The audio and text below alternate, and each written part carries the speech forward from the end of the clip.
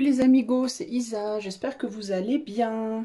Alors, en ce jour étrange du 28, c'est ça, 28 janvier 28 janvier 2023, bon anniversaire à mon très cher frère, qui ne regardera jamais mes vidéos parce qu'il n'aime pas la voyance. Mais j'y pense quand même, regardez, j'ai une petite aile qui s'est formée sur ma bougie, c'est mignon, hein. N'importe quoi. Donc en ce 28 janvier 2023, j'ai décidé de vous faire des petites enquêtes comme j'ai fait hier sur l'astrologie, mais aujourd'hui j'ai décidé de faire sur quoi? Sur la voyance. On va rigoler. Sur la voyance et sur le chemin de vie. Voilà. Donc j'ai décidé de demander aujourd'hui ce qu'on peut me dire par rapport au concept du chemin de vie et à la voyance. Donc la voyance, voilà. Est-ce qu'on peut vraiment voir l'avenir? Est-ce qu'on va voir ce qu'on me dit par rapport à ça? Est-ce que j'arrive à capter de l'éther par rapport à ça? Je pense que ça peut être intéressant. Alors je vais utiliser 3 jeux. Je vais utiliser le Lucitain, l'Oshozen, et le Rider Marseille Waite, pardon, le Marseille Waite, je l'aime beaucoup ce tarot là, je le trouve vraiment sympa. Et puis j'ai décidé de prendre un message de la petite voix pour chaque sujet aussi, je me suis dit que ça pouvait être intéressant. Alors les amis, c'est parti mon kiki. On va commencer avec ça, et on va commencer avec le principe du chemin de vie.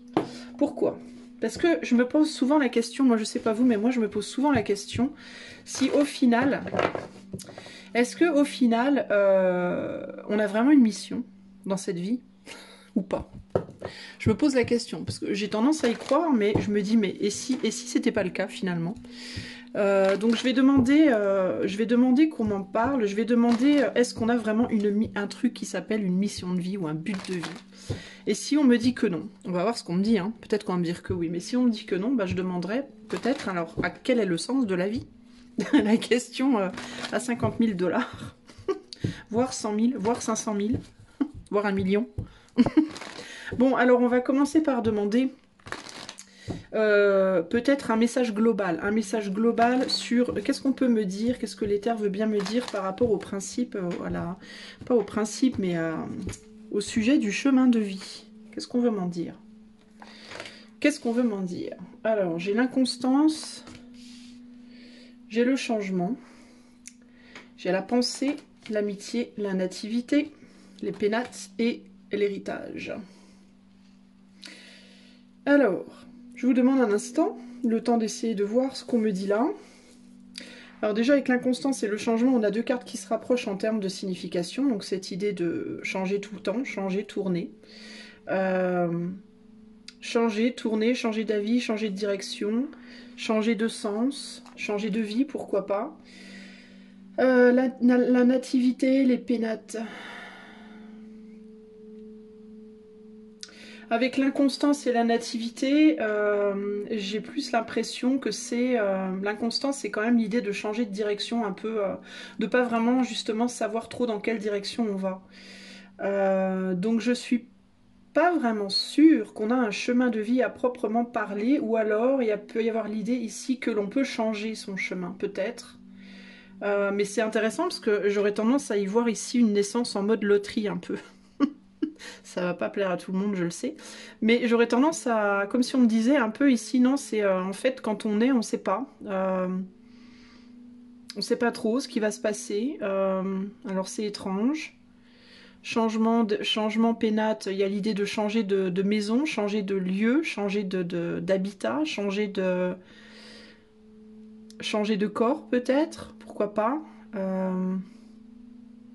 Alors il peut y avoir ici l'idée de transférer l'âme, entre guillemets, d'un corps à l'autre, avec le changement, l'inconstance et la nativité, les pénates. Ça peut aussi être ça. Les pénates, en fait, ça peut être vu comme l'habitat, la planète Terre, je sais pas moi, le continent, le pays, la région, la maison, la famille, pourquoi pas, mais ça peut aussi être vu comme le corps physique, la chair.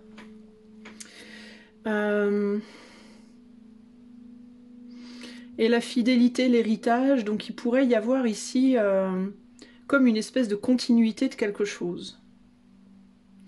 Alors c'est intéressant parce que c'est un peu paradoxal. C'est comme si en même temps on me disait qu'il y avait une histoire un peu de hasard, d'une certaine manière, ici. Et là, on me dit qu'il y a une continuité. Donc c'est un peu un mélange des deux. Alors j'ai un peu du mal à comprendre de quoi on me parle. Alors je vais continuer de couvrir mes cartes pour essayer d'y voir plus clair.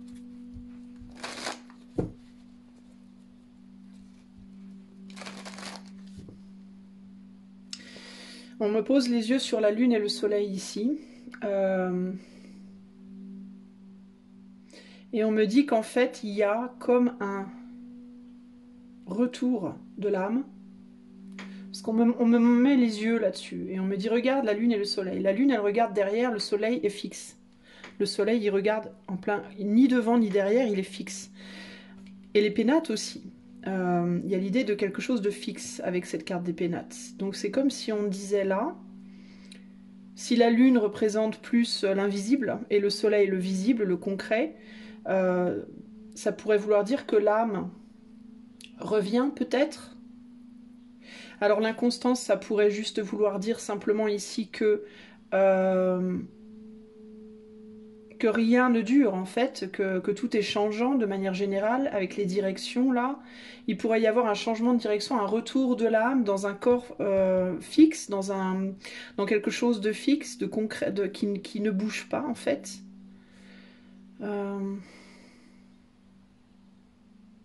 Et une fidélité au passé avec la fidélité et l'héritage.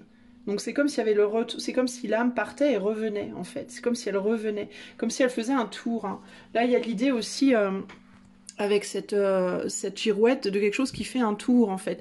Mais ça tourne comme ça une girouette, ça revient toujours, ça revient, ça repart, ça revient, ça repart. Il y a l'idée de reproduire toujours le même cercle là. Alors est-ce que ce serait quelque chose comme, alors ce qui me vient là comme ça, ce serait le truc de refaire toujours la même chose, de refaire toujours le même cycle, mais pour améliorer quelque chose, pour apprendre plus, pour est-ce qu'on ferait toujours le même truc, est-ce qu'on aurait toujours le même but de vie, enfin, ouais, est-ce que ce serait une idée d'avoir toujours le même but de vie, mais de s'améliorer peut-être dans la manière d'y arriver ou quelque chose comme ça. Est-ce que ce serait ça potentiellement? Parce que j'ai vraiment cette idée de quelque chose de fixe, et de quelque chose qui tourne autour de quelque chose de fixe, ben, de la même manière que là, on a quelque chose qui est fixé, là, mais l'aiguille, elle tourne. Donc, il y a l'idée d'être fixé dans la matière, mais de tourner, de revenir, de sortir, de... Enfin, il y a quelque chose comme ça, là. C'est comme s'il n'y avait pas, en fait, de je nais dans un corps, j'ai un but dans ma vie, donc je vais à mon but de vie. Une fois que mon but de vie est terminé, je nais ailleurs et je continue le chemin. C'est comme si au lieu d'y avoir une progression en termes linéaires, il y avait une progression en termes de... c'est comme si la progression, elle pouvait pas se mettre sur une ligne, mais plutôt une progression en termes de je refais la même chose, mais j'améliore. Enfin... C'est comme si la progression était plus comme ça, dans le sens de la hauteur que dans le sens de la longueur, entre guillemets. Je sais pas comment vous expliquer, mais c'est ce qui me vient. Comme une progression qui serait pas en termes de je pars du point A pour aller au point B sur une ligne, mais plutôt j'approfondis la même expérience. Je reproduis la même expérience pour approfondir quelque chose, pour évoluer, mais plus dans la hauteur que dans la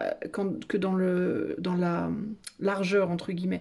Plus dans de manière pyramidale que de manière linéaire. Enfin, je sais pas comment vous expliquer. Mais c'est comme si, par exemple, moi, Isa, j'étais née dans ce corps, et dans cette famille, mais c'est comme si je l'avais déjà fait en fait, et que à chaque fois ça change en termes d'expérience et en termes de comment je vis ma vie. C'est un peu comme je sais pas, ces films où on voit la personne revivre sa vie 50 000 fois. Eh ben, c'est un peu ça qu'on m'explique là. C'est comme si c'était, je sais même pas s'il y a vraiment un but. C'est comme si c'était une boule à facettes, c'est-à-dire que c'est toujours la même boule qui tourne toujours comme ça. Enfin, qui tourne quoi, mais à chaque fois on est une facette différente de la même boule. Ça me fait penser en fait à ça un peu là. Alors c'est très particulier. Du coup, le but de vie serait d'améliorer quelque chose peut-être, ou de voir plusieurs angles d'une même expérience, ça pourrait peut-être coïncider. Alors ce sera pas forcément dans le même corps. Alors il y a plein de choses qui me viennent là. Alors, on pourrait considérer que c'est dans le même corps, dans le sens où, vous savez, souvent on voit dans les médias des personnes, par exemple des célébrités, et on retrouve leur visage sur des gens qui ont vécu, genre dans les années 50 ou les années 1900, et on voit des gens qui se ressemblent comme deux gouttes d'eau, et on se dit, ah tiens, on dirait que c'est des voyageurs temporels. Donc ça pourrait être ça, pourquoi pas, mais ça pourrait aussi être, j'avais autre chose qui m'est venue en tête, et je sais plus ce que c'est. Bon, peut-être ça reviendra après. J'avais une autre possibilité. Ah oui, une autre théorie qui pourrait être que, en fait, et ce serait vachement...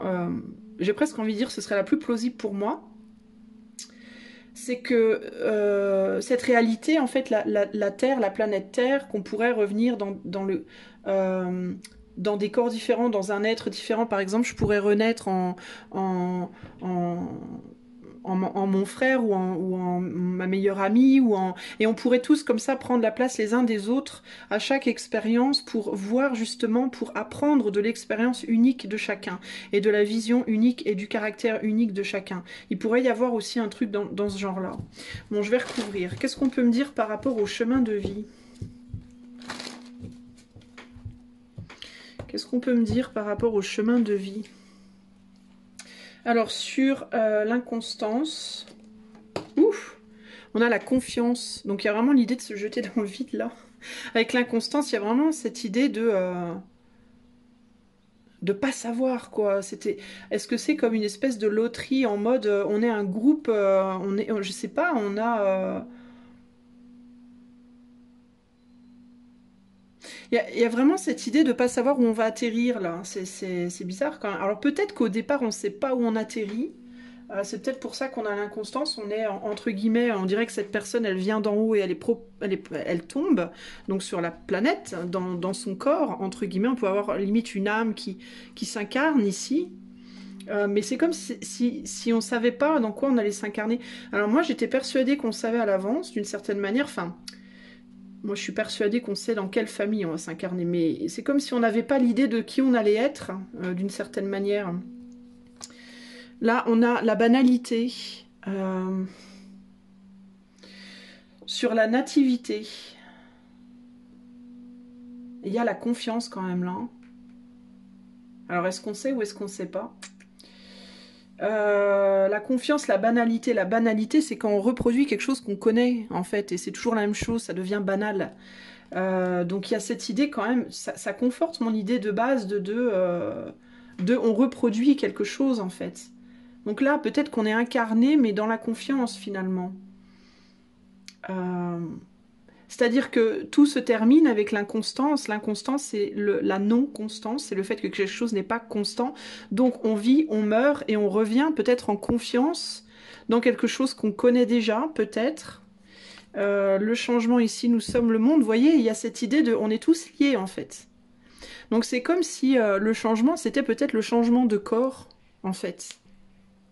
Peut-être que les enveloppes, entre guillemets, changent, mais que l'âme revient, elle. Parce qu'il y a cette fidélité à l'héritage, là. Il y a cette fidélité au passé. Donc il y a vraiment cette idée que le corps s'en va, et puis il revient dans quelque chose qu'il connaît, dans un environnement déjà connu, lié aux autres. Ici, avec les pénates, on a la créativité. Donc le fait de créer un nouvel environnement dans son nouveau corps, peut-être, de s'habituer à son nouveau corps, d'apprendre à le maîtriser, comment il fonctionne, comment on fonctionne intérieurement, extérieurement. Et ici, on a sur les pensées, l'amitié, on a la solitude. Donc pour moi, il y a quand même cette idée qu'on est seul dans notre corps, mais néanmoins, on est lié aux autres. Donc ça confirme déjà ça. Et l'héritage, on a les amoureux. Donc il y a l'idée de se retrouver, de se relier. Donc c'est comme si notre chemin de vie, en fait, il était pour... C'est étrange, mais moi, ce que je comprends ici, en fait, c'est qu'on meurt, on vit, on meurt, on revient dans un corps différent, dans une expérience différente, qui a pu peut-être être l'expérience d'une autre âme précédemment, etc. Et qu'on revient, j'ai l'impression, pour se relier, en fait. Pour se retrouver d'une certaine manière. Alors, j'ai pas le sentiment qu'il y a vraiment un chemin de vie en termes de toi, tu es supposé être ministre, toi, tu es supposé être boulangère, toi, tu. Je le sens pas du tout comme ça, mais alors pas du tout. Moi, je pense que le chemin de vie ici, c'est en termes de rapprochement de l'autre, du fait de se relier à l'autre. C'est quelque chose comme ça. C'est comme si on devait apprendre à se relier à l'autre à chaque fois dans une nouvelle expérience, c'est-à-dire à chaque fois dans un nouveau corps avec une nouvelle charge émotionnelle, une nouvelle charge mentale, et que on savait en même temps, on était déjà habitué, on savait où on tombait, mais que on le savait et on le savait pas. On le savait physiquement, mais qu'on le savait pas par rapport à la charge émotionnelle et mentale et à comment on allait expérimenter cette nouvelle place entre guillemets. C'est comme si vous voulez. Là, c'est tous les gens qui vivent en ce moment sur Terre. Là, c'est moi. Là, ça va être une autre personne. Ben, moi, je vais vivre ma vie comme ça, dans ce corps-là, en vert, comme ça, clair. Et puis après, je vais mourir. Et puis cette personne, elle va vivre sa vie en rouge, elle va mourir. Et puis elle va revenir, tiens, elle va revenir là, voilà. Et moi, je vais revenir là. Et puis elle va apprendre à se relier à nouveau aux autres, mais avec cette nouvelle couleur. Et moi, je vais apprendre la même chose, mais avec cette nouvelle couleur. Et en fait, c'est comme si le but était à chaque fois de sortir et de revenir, de sortir et de revenir, sortir de ce monde, revenir dans ce monde, mais à chaque fois sous un prisme différent, sous une couleur différente, avec une charge mentale, émotionnelle différente, dans un contexte différent, toujours dans un corps humain, mais un coup riche, un coup pauvre, un coup orphelin, un coup avec une super famille, un coup, vous voyez, un coup handicapé, un coup en super santé, un coup obèse, un coup mince, enfin bref, vous voyez ce que je veux dire? Et à chaque fois, on expérimentait une expérience différente, mais que le but de vie était commun en fait. Et que le but de vie, c'était à chaque fois, dans notre nouveau corps, dans notre nouvelle peau, avec notre nouvelle charge mentale et émotionnelle, d'arriver à se retrouver ensemble, en fait, à se relier les uns aux autres, en fait. C'est ouf quand même, hein. Enfin, en tout cas, moi, c'est ce que je vois, c'est ce que je comprends, là, clairement. Donc, à la réponse, en fait, est-ce qu'on a vraiment un but de vie? Ben, j'ai envie de dire oui, mais c'est presque un but de vie commun, en fait. C'est pas vraiment un but de vie en termes de qu'est-ce que tu dois réaliser, qu'est-ce que tu dois devenir ou quoi, a priori en tout cas. Est-ce qu'on peut m'en dire plus avec le tarot? Alors sur la confiance, là, la confiance et l'inconstance. On a la lune, donc on voit pas, on est dans l'invisible, mais on a confiance quand même, c'est-à-dire qu'on est dans le vide. Donc là, pour moi, c'est vraiment l'âme dans son état de... L'âme dans son état de éthéré en fait, hein, c'est-à-dire dans son état totalement dématérialisé. Et il y a quelque chose qui nous envoie. Alors on est poussé par quelque chose. Alors pour moi ça représente ce qu'on pourrait appeler Dieu, la source, l'univers, l'éther. Hein. Quelque chose qui nous pousse, hein, qui nous propulse comme ça. Boum, toi tu vas aller, on fait tourner la roue et hop, toi c'est parti. C'est parti mon kiki, tu voles et tu t'incarnes. Voilà, tu tombes sur terre là, dans l'eau, hein, parce qu'on arrive dans le ventre de sa mère dans l'eau, donc on tombe dans l'eau, plouf, on fait le grand plongeon entre guillemets. Et là, on arrive, paf, dans quelque chose, une banalité, on connaît. Alors, la banalité, ça peut aussi vouloir dire qu'on tombe dans un corps de bébé. Hein. Les bébés, ils se ressemblent un peu tous, c'est-à-dire ils n'ont pas d'habits, ils n'ont pas de vêtements, ils n'ont pas de boulot, ils sont ni riches ni pauvres, ils naissent, ils sont tout nus, ils n'ont rien construit, voilà. Ils naissent, ils sont tous égaux quand ils naissent, les bébés. Donc ça peut être ça aussi, la banalité, c'est-à-dire on arrive ici égaux, en fait, hein. Qu'est-ce qu'on peut me dire de plus là sur le bébé et la... Ouais, voilà, on est dans l'égalité à la base, d'accord? À la base, on est dans l'égalité. On commence à sortir de l'égalité par rapport à nos parents, par rapport à la famille dans laquelle on tombe et et encore, parce que des fois on est dans une famille pauvre et puis on se retrouve adopté, puis on est adopté dans une famille riche, enfin bon bref, vous voyez ce que je veux dire? C'est des exemples lambda que j'utilise, les amis. Hein. Donc on est égal en termes de ce qu'on nous donne à la base, mais égal sans l'être, c'est-à-dire que on a tous une charge mentale, une charge émotionnelle, une capacité d'action et un corps physique, donc sur ce plan-là on est égal, c'est-à-dire qu'on a tous ces 4 éléments, mais voilà, selon l'élément, on va avoir un peu plus, un peu moins, voilà.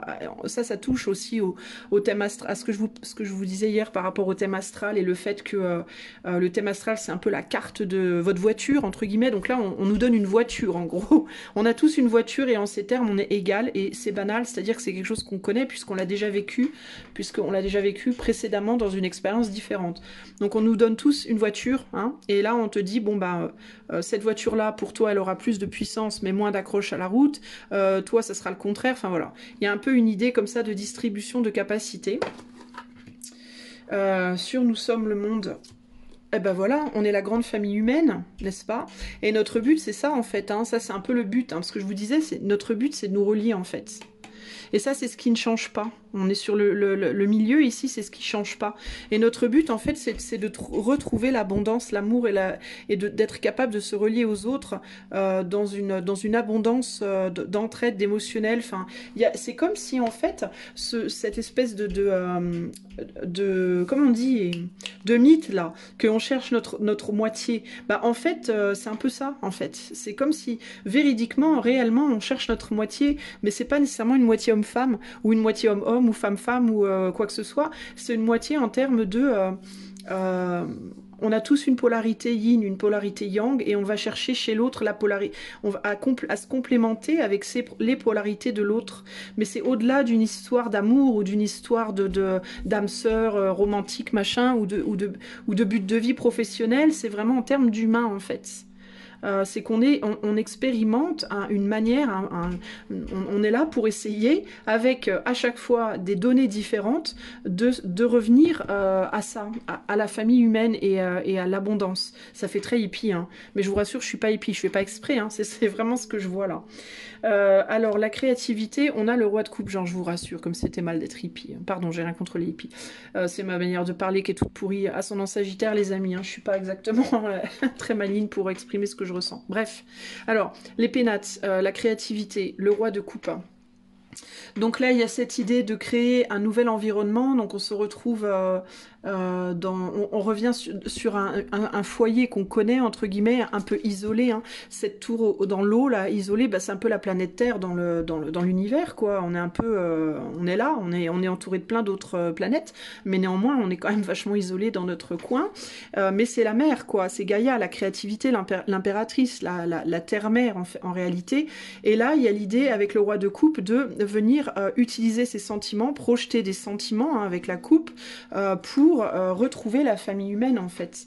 Se réaligner, en fait. Utiliser notre créativité pour arriver à retrouver l'harmonie avec l'autre de manière générale.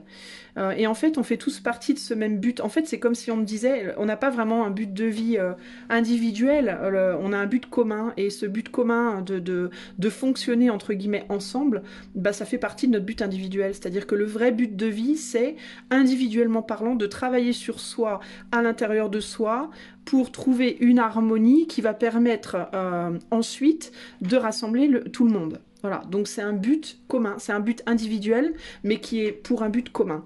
Et ça peut passer pour moi par, je vais demander après, mais je pense que ça peut passer par n'importe quelle expérience véritablement. La solitude ici, eh ben on a le diable.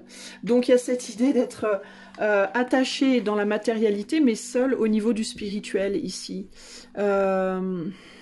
Et il y a vraiment cette idée, encore une fois, ici, avec l'amitié, les pensées, c'est aussi la fidélité pour moi ici, de chercher, on vient ici seul, mais on vient chercher à se relier à l'autre en réalité. C'est vraiment ça, hein, c'est vraiment ça. Et ça passe évidemment par l'expression du corps, ça passe évidemment par la reliance physique, hein, la sexualité, mais c'est avant tout, néanmoins, ça reste avant tout une recherche de reliance spirituelle. Pourquoi? Parce que bien que ce soit une expérience concrète terrestre, on vient de l'éther en fait, à la base. Donc notre expérience physique en fait, c'est ce qui permet de matérialiser l'expérience, de la concrétiser, et puis aussi de nous mettre à l'épreuve, puisque sans cette matérialité, on n'aurait pas la possibilité de revenir à chaque fois dans une expérience de couleurs différentes, entre guillemets. Et en ce sens, il y a l'idée qu'on peut reconnaître aussi des gens de nos vies passées. Clairement, ça prend tout son sens par rapport au fait de rencontrer quelqu'un et de se dire oh, mais toi, je t'ai déjà connu, je te connais, enfin, je connais ton énergie, tu me parais tellement familier, tellement familière. Bah, parce qu'il est très possible que dans votre vie passée, si on prend les choses en termes de couleur ici, vous voyez, peut-être que dans votre vie passée, la personne que vous venez de rencontrer, ben, elle était celle-là et était celle-là. Et là, vous êtes vachement proche au niveau des couleurs, vous êtes quasiment pareil, quoi. Vous voyez? Et puis progressivement, on change, mais si tu es là et que tu rencontres cette personne-là, vous n'allez pas du tout vous reconnaître de la même manière. Alors que si tu es là et que tu rencontres celle-là, vous allez vous reconnaître, ou même celle-là ou celle-là, vous allez vachement plus vous connecter, entre guillemets. Pardon. C'est un peu comme quand...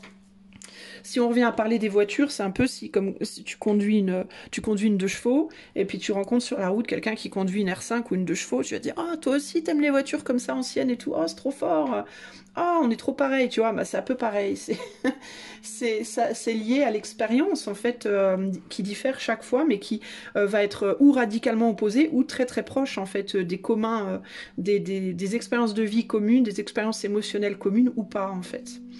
Sur les amoureux, ici, on a l'ermite, la solitude encore qui ressort, encore cette idée de solitude et de reliance, vous voyez. Donc l'héritage, alors c'est intéressant parce que j'ai, waouh, c'est comme si on me montrait un truc sous deux angles opposés. Donc là, on a l'héritage d'un lien comment te dire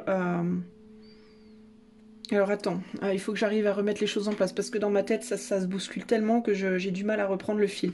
Donc attends, je vais reprendre les deux. Donc là il y a l'idée d'arriver dans la solitude pour aller chercher le lien.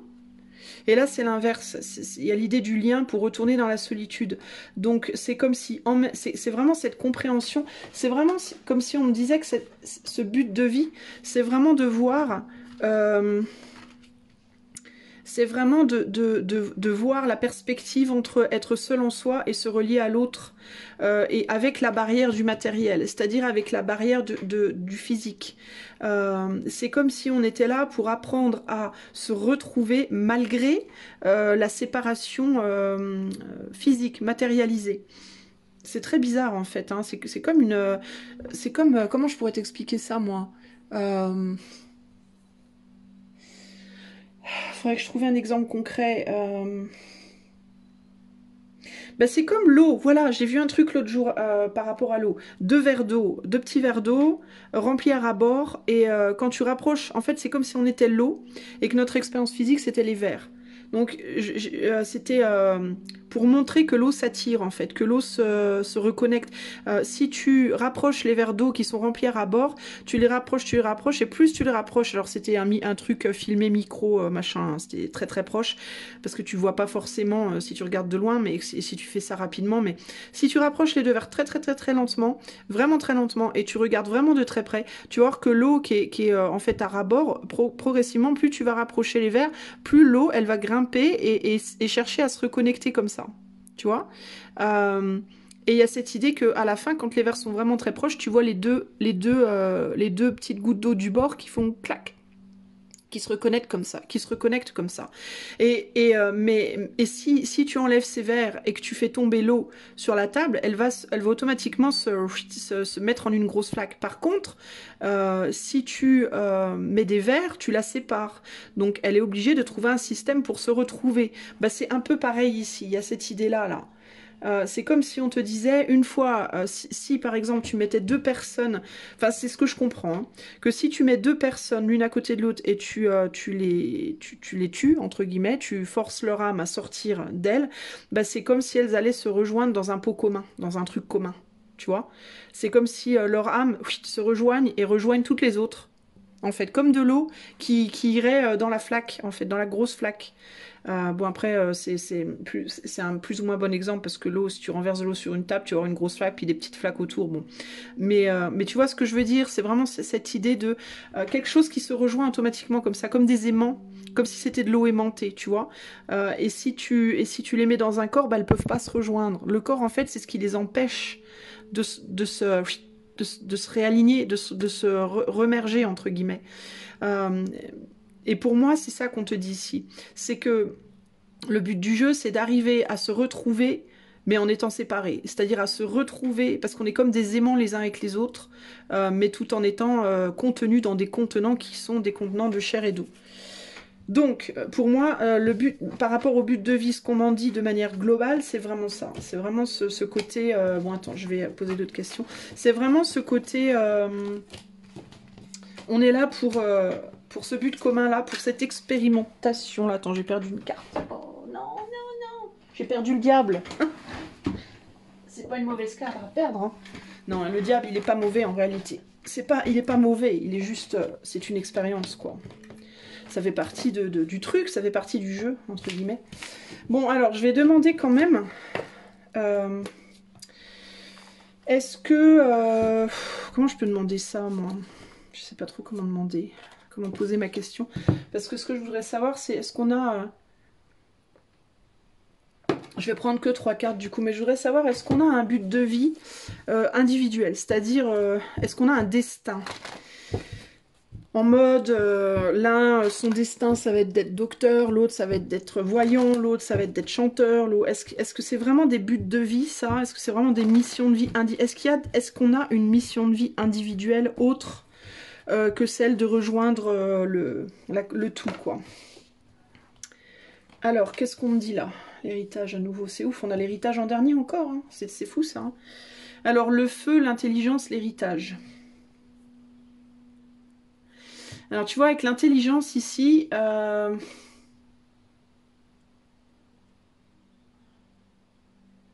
c'est comme si on me disait, c'est des trucs qu'on nous met dans la tête, en fait, ça. Je suis pas certaine hein, qu'on ait vraiment un but de vie comme ça, là. Est-ce qu'on peut m'en dire plus sur le feu? Parce que j'ai l'impression, là, de... Là, ce que je vois là, c'est la paix, une paix, là, et quelque chose qui vient perturber, là. Quelque chose qui vient dire, non, non, non c'est bon, avec l'héritage, je sais pas trop comment... Quelque chose qui perturbe la sérénité, la paix, et ça vient du passé. Enfin, on va voir comment... Alors, qu'est-ce qu'on peut me dire par rapport à savoir si on a des buts de vie, une mission de vie individuelle? Est-ce qu'on a des missions de vie ou des buts de vie individuels autres que de se retrouver les uns les autres? Voilà, l'isolation, la politique, ouais, voilà, la politique et la solitude. À nouveau, la solitude avec l'héritage, c'est ouf, ça.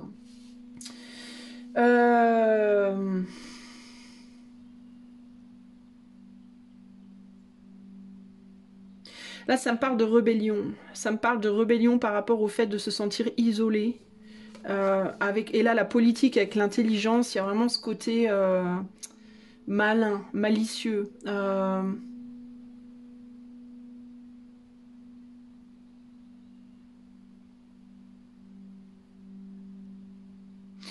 Là, ça me donne l'impression de quelque chose de malsain qui amène le bonheur, là.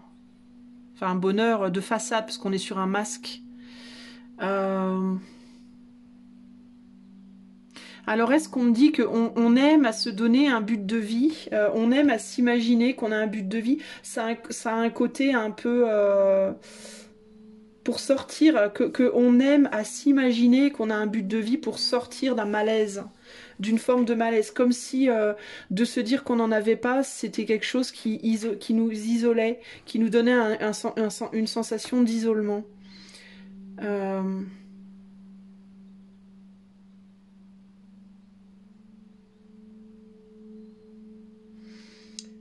Comme si on n'était pas capable finalement, ou qu'on n'arrivait pas à se dire qu'on n'en avait pas spécialement. Enfin, je sais pas comment expliquer là. Je comprends pas trop la solitude avec l'héritage aussi.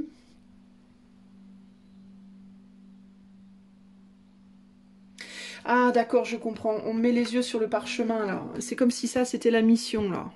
La mission secrète avec le scellé. Et que là, on est dans une solitude, on sort de la solitude par la mission, entre guillemets.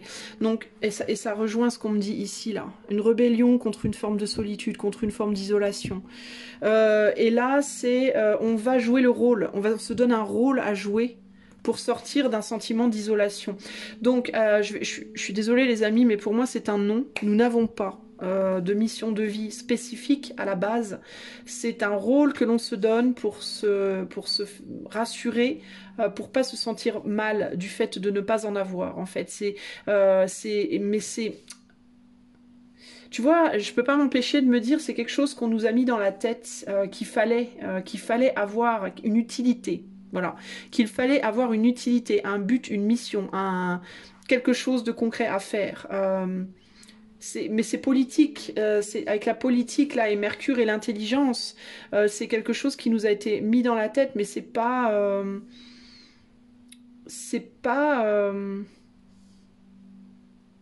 J'entends, c'est pas vraiment naturel avec ce masque-là. C'est quelque chose qui n'est pas naturel. C'est une partie, ou alors ça peut être la partie sombre de notre être. Ça peut être l'ombre dans notre être qui nous fait faire ça, qui nous fait penser que que pour avoir une valeur entre guillemets, il fallait avoir un but, qu'il fallait aller tendre à quelque chose de précis. Le fait de ne pas savoir être dans l'abstrait. J'ai un exemple super simple à vous donner par rapport à ça. Un enfant qui a 10 ans va faire des super dessins et l'autre qui a 10 ans va dessiner de manière totalement abstraite, qui n'aura pas envie de dessiner des bonhommes et des maisons. C'est un exemple de merde, mais bon. L'enfant qui dessine abstrait, il va être exclu en fait. On va dire, oh, votre enfant il a un problème. Votre enfant il a un problème, il est en retard, ça va pas, c'est pas normal qu'à tel âge il sache pas dessiner une maison. Mais ça se trouve l'enfant il sait mais il a pas envie en fait. Ça se trouve lui son truc, son délire, son trip, c'est d'être libre et de mettre des couleurs n'importe comment avec des traits n'importe comment et voilà. Et ben il y a l'idée de la société dit que à 10 ans un enfant doit savoir dessiner un bonhomme et une maison. Et si il sait pas, c'est qu'il est stupide, c'est qu'il est pas comme les autres. Donc il y a cette idée de on se donne un but de vie parce qu'on va pas être exclu en fait. Parce que le fait de ne pas en avoir pourrait être potentiellement excluant. Mais c'est pas la réalité de la situation pour moi. C'est pas quelque chose de... En réalité, on vient pas ici... on vient pas ici pour ça. On vient ici pour se relier à l'autre, à la base. Enfin, ça a à voir avec ça. Je sais pas comment vous expliquer en fait. Qu'est-ce qu'on peut me dire par rapport à un potentiel but de vie personnel ici? Sur l'isolation, on a la tempérance, donc c'est par rapport à la reliance. C'est quelque chose qui nous aide à nous relier aux autres, à pas se sentir exclus. Et qu'est-ce que je vous disais tout à l'heure, les deux verres et l'eau? C'est ouf. C'est ouf quand même. Je vous parlais de ça tout à l'heure. Et là, on parle des larmes. On me dit, regarde toutes ces larmes individuelles qui veulent aller se relier. Toutes ces larmes seules, solitaires, qui veulent tomber et se relier. Donc l'idée de vouloir faire... Et puis c'est des larmes qui sont d'une couleur dorée. Donc c'est l'idée de vouloir faire sortir une valeur émotionnelle. On me parle de la valeur émotionnelle qui cherche à se prouver par rapport au reste. On veut pas, c'est quelque chose qu'on fait parce qu'on veut avoir le sentiment d'avoir une valeur, en fait. Et pourquoi on a la politique et l'intelligence? Parce que c'est l'ego, en fait. Je comprends, c'est l'ego, en fait, ça. C'est l'ego qui veut paraître. Moi, mon but de vie, c'est d'être ministre. Moi, mon but de vie, c'est d'être un guérisseur. Moi, mon but de vie... En fait, c'est très égotique. Moi, je pense qu'on me dit que non, il n'y a pas vraiment un but de vie, en fait. C'est notre ego qui nous donne un but de vie parce que on n'a pas la force, en fait, de ne pas en avoir. C'est vraiment ça que je ressens. Hein. C'est ouf. Hein. Je sais que ça va déplaire à plein de gens, mais tant pis. Hein. Voilà, le 5 d'épée. On est dans l'ego, on est dans la volonté de la compétition, la domination, la volonté d'être mieux, d'être plus, d'avoir plus... plus de valeur que l'autre, ce qui vient de ce pot-là aura plus de valeur que ce qui vient de celui-là, etc. C'est une difficulté, en fait, on n'arrive pas à... C'est ouf, hein. On lutte pour être en compétition alors qu'on devrait lutter pour être égaux, en fait. Mais c'est tout le but de cette vie, en fait. C'est un peu ce qu'on me disait précédemment, c'est tout le but. C'est ça, c'est d'arriver à sortir de l'ego et sortir de cette espèce de compétition qu'on nous enseigne depuis qu'on est tout petit, à être en compétition les uns avec les autres par différents moyens, pour arriver à se dire, mais en fait, on est tous bien, quoi. On n'a pas besoin de tout ça. C'est du superflu, tout ça. C'est du superflu, en fait. Et on me dit, c'est quelque chose qu'on fait pour se relier aux autres, mais qui paradoxalement, justement, nous délie de l'autre. Donc en fait, on se tire dans le pied, là. On tourne en rond. C'est le... Et là, sur la solitude, on a encore cette idée de partage et de plus et de moins, là. Hein, on veut être plus que l'autre. Hein. On veut être plus, donc on va chercher une mission. Quelque chose on va chercher peut-être aussi des capacités de nos ancêtres, machin, que je dois utiliser pour ma mission de vie, tout ça, Mes dons, mes machins. Les dons, j'entends. Les dons. Il donne le don. On va se chercher un don quelconque pour essayer d'être plus, de valoir plus que l'autre. C'est un peu ça ici, hein. Alors, est-ce qu'on a vraiment des dons? Moi, c'est souvent, je dis, quand on me dit ton don de voyance, j'ai pas de don de voyance, en fait. J'aime la voyance et ça me donne une facilité dans la capacité à la mettre en pratique. Mais j'ai pas de don de voyance, je n'ai jamais considéré que j'avais un don de voyance ou un don de médium ou un don de... D'ailleurs, je me considère pas médium, d'ailleurs. Mais il y a cette idée que on a le sentiment que pour valoir quelque chose dans cette vie, on doit avoir un don qu'on doit développer parce que nos ancêtres en avaient, on nous a transmis quelque chose à développer, et du coup, voilà, nous on est tout ça, mais en fait, voilà, c'est une fabrication humaine. En gros, c'est une fabrication de l'ego. Voilà. Ce n'est pas une vraie réalité. À la base, on n'en a pas besoin, quoi. Voilà. Enfin, moi, c'est comme ça que je vois la réponse. Ouch, ouch, ouch. Donc voilà les amis, voilà ce que je peux vous dire par rapport au chemin de vie et par rapport au but de vie collectif et personnel, etc. Alors, je vais quand même poser une dernière question avec juste 3 cartes avant de passer à la voyance. J'espère que ça va pas. Je pense que ça risque de piquer un peu aussi d'ailleurs, mais on va voir. Alors, du coup, si on n'a pas vraiment, si c'est une fabrication de l'ego, le but de vie, le but de vie, on va dire. Du coup, qu'est-ce que... à quoi ça sert la vie, du coup? À quoi on le sait, en fait, j'ai déjà la réponse, je suis con. On est là pour se relier les uns aux autres. Mais qu'est-ce qu'on est censé faire? Alors, je vais demander qu'est-ce qu'on est censé faire véritablement de nous-mêmes sur le plan individuel. Qu'est-ce qu'on est censé faire véritablement de nous-mêmes sur le plan individuel? Si on n'a pas vraiment de but de vie spécifique. Oh! Oula, on a le bonheur, le miroir de l'âme et le despotisme. Alors moi, le miroir de l'âme, les cartes bleues comme ça, j'ai toujours un peu du mal à les...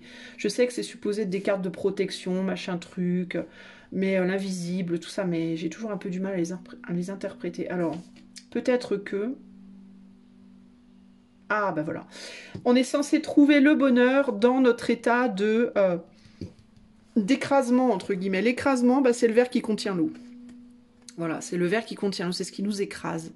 Ce qui nous écrase, c'est notre condition physique, matérielle. Et on est censé, je pense, utiliser l'invisible, utiliser notre spiritualité peut-être aussi. La spiritualité, l'invisible, le ressenti, l'intuition, l'amour, tout ça, tout ce qui ne se touche pas, pour trouver le bonheur.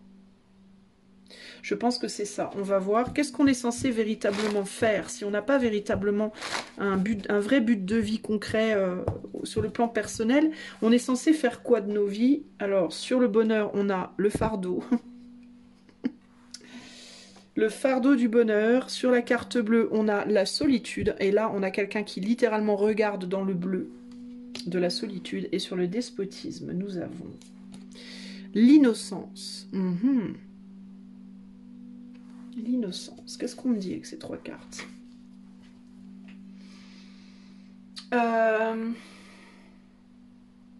Alors ici je vois le fardeau du passé, parce que j'ai 2 personnes qui regardent en arrière ici. Donc j'ai le fardeau, je pense, des vies précédentes, des mémoires du passé, et de l'ego avec le coq ici, clairement. Hein. Ça peut être l'ego aussi qui nous fait regarder derrière, peut-être qui essaie de nous distraire, peut-être, avec d'autres choses. Le fardeau aussi de la compétition, on a 2 médailles, donc l'idée d'être en compétition, et une coupe, donc l'idée d'être en compétition.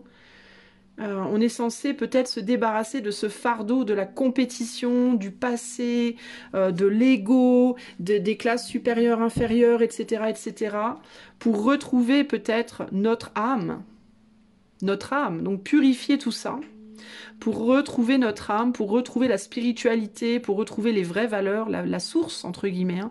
La source, je vous parlais d'eau tout à l'heure, de l'eau qui veut se retrouver de la source, avec le poids de cet écrasement et le poids de notre innocence aussi, de notre fragilité. Il y a l'idée de la fragilité aussi ici. Pour retrouver un état de fragilité, un état de... notre état naturel, notre état, il y a l'état naturel avec la sauterelle aussi, et de légèreté, là il y a la lourdeur et là la légèreté. Donc pour sortir de la lourdeur de tout ça là, et retrouver notre légèreté originelle entre guillemets, retrouver une légèreté d'âme dans notre corps physique, mais en mode éloigné de toutes ces pollutions là, la compétition, le but de vie, le je dois être meilleur qu'eux, je dois valoir plus qu'eux, l'ego qui est surdimensionné, l'écrasement des autres, du poids des autres, etc. etc., etc. En fait, notre véritable but de vie devrait être celui-là, c'est-à-dire retrouver la source en nous pour nous alléger de tout ça. Voilà. Et apprendre à vivre dans notre corps matériel en harmonie. Parce que là, il y a vraiment une idée d'harmonie. Avec l'innocence, il y a vraiment une idée d'harmonie. Puis ici, on est sur le... C'est quoi, c'est le 19? Je sais pas, je crois que c'est le soleil, le 19? Je sais plus si c'est le soleil ou la lune. Pour retrouver la lumière, quoi, en gros. Pour moi, c'est la lumière. Pour moi, c'est l'harmonie. Voilà. Ici, ça me fait vraiment penser à l'harmonie. Hein. Une personne qui a une petite sauterelle sur la main, un sage asiatique comme ça. Voilà, l'harmonie intérieure et l'harmonie avec la nature et tout ce qui nous entoure. Il y a quelque chose comme ça. Encore une fois, ça fait très peace and love, mais c'est vraiment ce qu'on me dit là. Je vais recouvrir d'une carte de tarot. Alors, est-ce qu'on peut me donner un tout petit peu plus d'infos sur le fardeau et le bonheur? Donc le bonheur est un fardeau. Le bonheur est un fardeau quand on pense que le bonheur est une compétition, quand on pense que le bonheur c'est la célébrité, c'est le pouvoir, c'est l'argent, c'est la reconnaissance sociale, financière, matérielle, amoureuse, etc. Là, on est dans le fardeau, d'accord? Et on est dans quelque chose d'extrêmement superficiel qui nous rend en plus agressif, combattant, combatif, hargneux. Et qui nous éloigne aussi de la spiritualité, du spirituel et de la source parce qu'on devient, on se défend de la source. Plutôt que d'aller vers elle, on s'en défend en fait quand on est dans ces éléments-là. Au niveau de la source, on me donne le manque. C'est quelque chose, retrouver la source des choses, la source de notre être véritable, profond, au-delà de la chair et du sang et des os. C'est quelque chose qui nous fait confronter nos peurs, c'est se défendre de ces peurs, de cette peur de manquer, de cette peur d'être moins ou de perdre notre matérialité, hein, de perdre notre vie, notre corps physique, perdre notre argent, perdre notre foyer, perdre nos amis, perdre notre pouvoir, perdre, etc., notre amoureux, etc., etc. Il faut retrouver une capacité à affronter la peur de perdre matériel en se reliant justement au spirituel que l'on ne peut pas perdre en fait. On est toujours au niveau spirituel protégé en réalité. C'est juste au niveau vraiment véritablement terrestre qu'on se sent en danger, mais c'est pas une réalité pour moi. Et en fait, on se bat contre cette peur. On veut repousser, vous voyez, on veut repousser cette peur et ces peurs par l'ego, la compétition, etc., etc. Mais en réalité, c'est pas. Si on sort de la peur, on se rend compte en réalité et qu'on prend quelques risques et que l'on accepte que tout ça n'est qu'une fabrication égotique peut-être d'une classe supérieure aussi, mais bon bref c'est un autre débat. Alors on peut réaliser que même sans argent, même sans un amoureux, même sans... on est quand même entouré de la source. La source est toujours là partout en fait. Hein. Et là sur le despotisme et l'innocence, on a la tempérance qui revient. Donc encore une fois, cette reliance. Voilà, pour retrouver, pour comprendre que bien que l'on soit enfermé dans un corps en chair et en os, on est quand même tous reliés. Et que cette reliance-là, en fait, elle ne pourra jamais être séparée. Que bien que cette eau soit dans deux pots différents, elle trouve toujours un moyen de retrouver la source global en fait.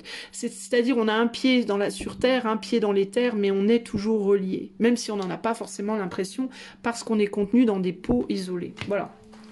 Ça me paraît hyper clair les amis, voilà ce que je peux vous dire par rapport au chemin de vie, notre but de vie, etc. Donc pour les gens qui pensent que l'on a un but de vie, eh bien je suis désolée de vous dire qu'apparemment pas vraiment.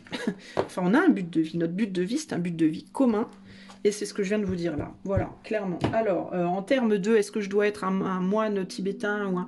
Non, ça, c'est pas des buts de vie. Ça, c'est des choses que ton ego t'inspire pour te rassurer du fait que tu as une valeur sur cette terre parce que on est dans une société capitaliste qui veut que l'on travaille pour un but précis, pour accumuler de l'argent, du matériel, une reconnaissance, parce que pour accumuler une reconnaissance sur le plan sentimental, ou matériel, ou financier, ou social, ou enfin bref. Mais ça, c'est pas une réalité au niveau de la source en tout cas. Voilà pour ça. Je suis à 50 minutes, les amis. Je pense que je vais arrêter là, parce que ça fait trop long. Et je pense que je vous ferai la vidéo sur la voyance demain. Je vous fais des gros bisous. Je vous dis à bientôt. De nouvelles aventures. Bye bye.